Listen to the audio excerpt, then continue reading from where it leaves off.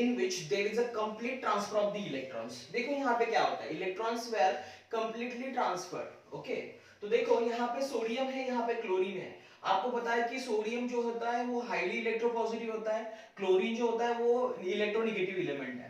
तो यहाँ पे इलेक्ट्रॉन का कंप्लीट ट्रांसफर क्यों होता है?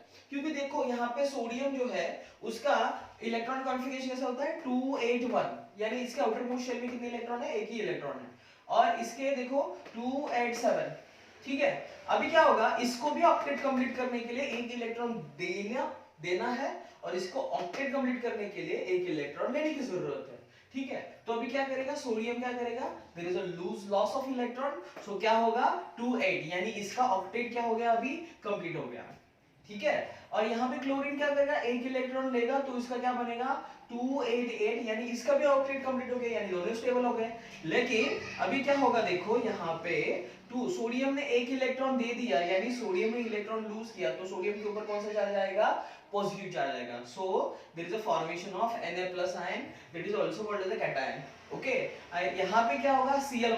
ओके, सो देयर, क्योंकि इलेक्ट्रॉन जब भी लिया जाता है तो नेगेटिव आयन मतलब एनायन फॉर्म होता है. ओके, और जब भी इलेक्ट्रॉन दिया जाता है वहां पे क्या फॉर्म होता है, कैटायन फॉर्म होता है. ठीक है, सो देयर इज अ, देखो यहाँ पे मैंने क्या लिखा है, there is a electrostatic force of attraction between positively charged cation and negatively charged anion.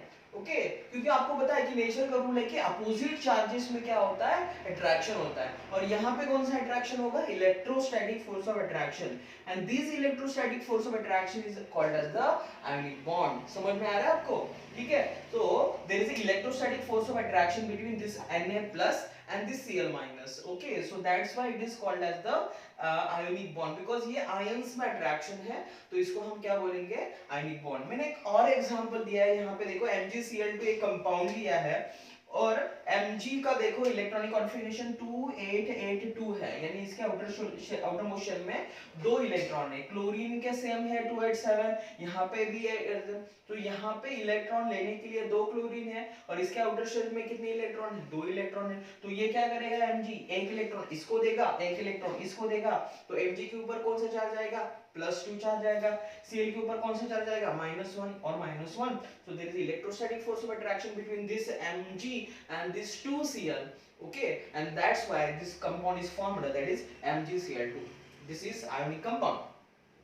लेकिन आयोनिक कंपाउंड बनाने के लिए एक कंडीशन आप हमेशा याद रखोगे कि इलेक्ट्रोनेगेटिविटी डिफरेंस ये क्या होना चाहिए, ज्यादा होना चाहिए. ओके, तो इलेक्ट्रोनेगेटिविटी डिफरेंस हमेशा ज्यादा होना चाहिए. ओके, वहां पे ही ये क्या होगा, आयोनिक बॉन्ड फॉर्म होगा, नहीं तो आयोनिक बॉन्ड फॉर्म नहीं होगा. ओके, तो अभी हम देखेंगे कि कंपाउंड्स में मैं आपको एक इंपॉर्टेंट बात बताना चाहूंगा कि एक क्वेश्चन सीईटी में हमेशा, सीईटी नीट जो भी कॉम्पिटिटिव एग्जाम है, इसके ऊपर एक क्वेश्चन हमेशा आता है कि which of the formula is correct.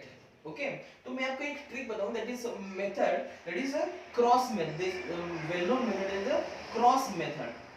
ठीक है, तो यहाँ पे देखो क्रॉस मेथड में क्या किया जाता है.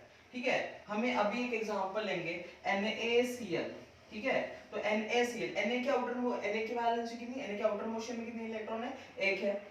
ठीक है, क्लोरीन के में कितने हैं, क्लोरीन की भी वैलेंसी एक है, तो Na ये हमें ऐसे क्रॉस करेंगे, ये ऐसे क्रॉस करेंगे, तो वैलेंसी देखना है हमें. ओके, सो Cl की एक है, सोडियम की एक है. अभी हम देखेंगे MgCl. ठीक है, देखो मैं सिर्फ MgCl लेता हूं. ठीक है, इसका करेक्ट फार्मूला क्या होगा, ये हम क्रॉस मेथड से देखेंगे. ठीक है, तो Mg की वैलेंसी क्या होती है, 2 होती है. क्लोरीन की क्या होती है, 1 होती है. तो अब ये क्रॉस करके देखेंगे, ये इधर क्रॉस हो गया, ये इधर क्रॉस हो गया, यानी इसका करेक्ट फार्मूला क्या होगा, MgCl2. This question will be very important. This point is very important. आपको बहुत सारे फॉर्मूले दिए जाएंगे सीईटी एग्जाम में और आपको बताया जाएगा कि which of the following formula is correct. मैं आपको एक और एग्जांपल यहाँ पे लिख के देता हूँ. ठीक है, यहाँ पे देखो थोड़ा सा साइड में, सपोज हमारे पास Al यानी एल्यूमिनियम है और Cl है. इसका करेक्ट फॉर्मूला क्या होगा, तो एल्यूमिनियम की वैलेंसी कितनी है, 3 होती है. क्लोरीन की कितनी होती है, ऑब्वियसली 1 होती है.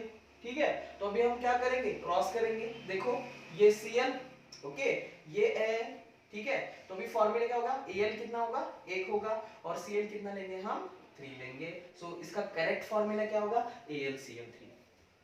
समझ में आ रहा है? तो मैंने अभी एक क्वेश्चन में आपको सीईटी में मैं आगे लेने वाला हूँ, ठीक है। सपोज मैंने एक एलिमेंट ले लिया A, इसकी वैलेंसी है 2, और B एलिमेंट ले लिया, इसकी वैलेंसी है 3। सपोज एज कंसीडर करेंगे, तो what is the correct formula of this compound.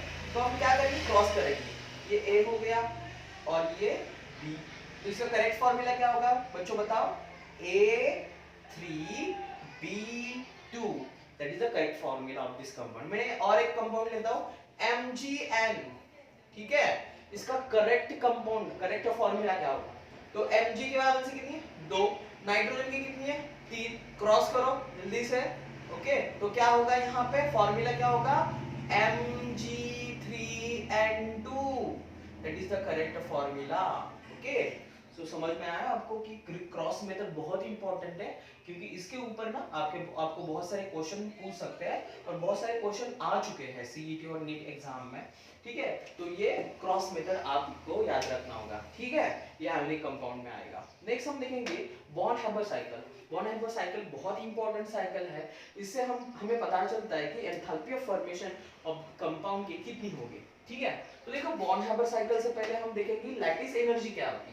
तो energy required to break the ionic bond into gases ions, मतलब एक आयोनिक कंपाउंड ब्रेक करने के लिए कितनी एनर्जी रिक्वायर होगी, उसको हम क्या कहेंगे, लैटिस एनर्जी कहेंगे। और देखो ये जो साइकिल है ना, इसको हम कहेंगे बॉर्न-हैबर साइकिल।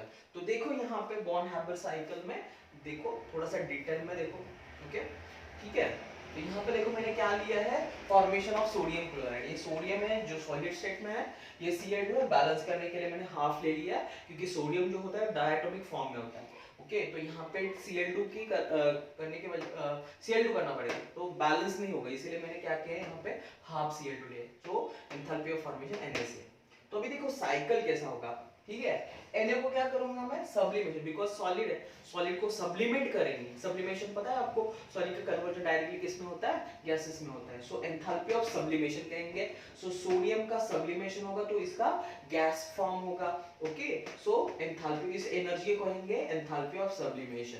सो सब्लिमेट करके इसका गैसेस फॉर्म में कन्वर्ट हो गया, तो गैसेस फॉर्म का उसको हमें क्या करना है, आयंस में कन्वर्ट करना है। तो आयंस का फॉर्मेशन करने के लिए जो एंथैल्पी होती है उसको हम क्या कहते हैं बच्चों, आयनाइजेशन एंथैल्पी। सो ये जो है वो आयनाइजेशन एंथैल्पी है, तो ये क्या होगा, एक इलेक्ट्रॉन यहाँ से निकल जाएगा, तो यहाँ पे क्या होगा, Na+ आयन होगा, ठीक है। तो अभी देखो ये हो गया Na के बिल्कुल, समझ में आया आपको। पहले क्या किया मैंने, सोडियम ले लिया सॉलिड स्टेट में, उसको मैंने सब्लिमेट कर दिया, उसका कन्वर्जन हो गया गैसेस स्टेट में। अभी गैसेस का कन्वर्जन क्या करूंगा, अभी गैसेस का गैसेस को मैं आयंस में कन्वर्ट करूंगा, और जो इलेक्ट्रॉन निकालने के लिए जो एनर्जी होती है उसको हम क्या कहते हैं, आयनाइजेशन एंथैल्पी कहते हैं। ओके, सो इसका Na+ बन गया। अभी यहाँ पे देखो Cl2 के फॉर्म में हमें तो एक ही चाहिए, तो हम क्या करेंगे, इसका डिसोसिएशन करेंगे, तो डिसोसिएशन करके हमें एक Cl मिलेगा। तो अभी ये क्या करेंगे, Cl- चाहिए हमें। ओके, तो ये क्या करेगा, इलेक्ट्रॉन गेन करेगा, इलेक्ट्रॉन, तो इसको बोलते हैं इलेक्ट्रॉन एफिनिटी। सो ये क्या फॉर्म होगा, यहाँ पे Cl- फॉर्म होगा, तो यहाँ पे क्या होगा, Na+ एंड Cl- मिलके क्या फॉर्म करेंगे, NaCl फॉर्म करेंगे, सोडियम क्लोराइड का क्रिस्टल फॉर्म करेंगे, और इसको हम क्या बोलेंगे, लैटिस एनर्जी बोलेंगे बच्चों। क्या बोलेंगे इसको, लैटिस एनर्जी बोलेंगे, ठीक है। ओके, तो अभी मुझे पूरा एंथैल्पी ऑफ फॉर्मेशन निकालना है सोडियम क्लोराइड का, तो मैं क्या करूंगा, enthalpy of sublimation plus half of enthalpy of, देखो मैं सब का एडिशन कर रहा हूं, enthalpy of sublimation plus enthalpy of dissociation plus ionization potential plus electronegativity and plus ये जो एनर्जी है वो लैटिस एनर्जी। देखो ये और ये मिलके क्या बना है, NaCl, तो इसको हम क्या बोलेंगे, लैटिस एनर्जी बोलेंगे, तो ये होगा। तो आप ये सब का एडिशन करोगे ना, तो आपको क्या मिल जाएगा, enthalpy of formation of the sodium chloride मिल जाएगा। तो बहुत इजी है, ज्यादा कुछ सोचने की भी, बहुत बॉर्न-हैबर साइकिल से बहुत लोग डरते हैं, क्योंकि ये क्या है, ठीक है, बहुत सिंपल है, कुछ भी डिफिकल्ट नहीं है। Enthalpy of sublimation plus half of enthalpy of dissociation plus ionization energy plus electron affinity plus lattice energy, तो हमें ये पूरा मिलके क्या मिल जाएगा, Born Haber cycle, enthalpy of formation of the sodium chloride मिल जाएगा। अभी देखो यहाँ पे properties of the ionic compounds, आपको तो पता है बहुत सारी प्रॉपर्टीज है, लेकिन मैं यहाँ पे मेन पॉइंट्स लिखा है मैंने। तो ionic compounds are the hard and brittle, मतलब वो हार्ड होते हैं और ब्रिटल होते हैं। ओके, हाँ, तो देखो next point is the high melting and boiling point. Okay, उनका melting point and boiling point जो होता है वो बहुत हाई होता है। क्रिस्टलाइन इन नेचर, आपको तो पता है कि सोडियम क्लोराइड जो होता है वो क्रिस्टलाइन फॉर्म में होता है, so they are the crystalline nature. Next, soluble in polar solvent and insoluble in non polar solvent। अभी जो पोलैरिटी का रूल है, आपको लाइक डिसॉल्व्स रूल पता है, लाइक डिसॉल्व्स लाइक, मतलब जो पोलर है वो पोलर में डिसॉल्व होगा, जो नॉन पोलर है वो नॉन पोलर में डिसॉल्व होगा। ठीक है, सो अभी क्या होगा यहाँ पे,